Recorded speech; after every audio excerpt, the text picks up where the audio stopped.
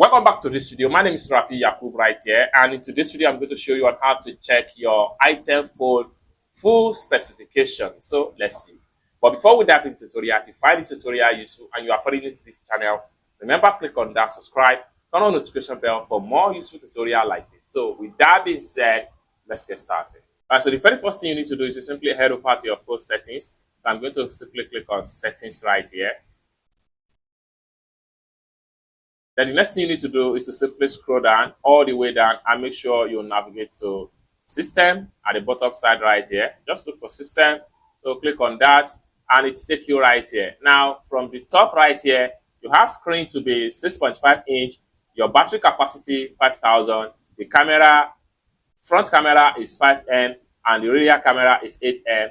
The CPU of the phone is 4, the RAM is just 2 gig and the storage capacity is 32 gig RAM. Then you can simply scroll down right here, scroll down, and then check on system update. So click on the system update right here. Then if you have any updates as far as the system is concerned, click on upgrade online or local upgrade. Then another thing you can do right here is simply come down below right here where you have about phone, click on it, and then you have some information about the phone such as SIM1, SIM2, and the item name device. And you can scroll down and check on IMEI number of the phone. Then the Android version of the phone, this is Android version 10. Then build number, it's as simple as that. Then IP address of the phone, Wi-Fi MAC address of the phone.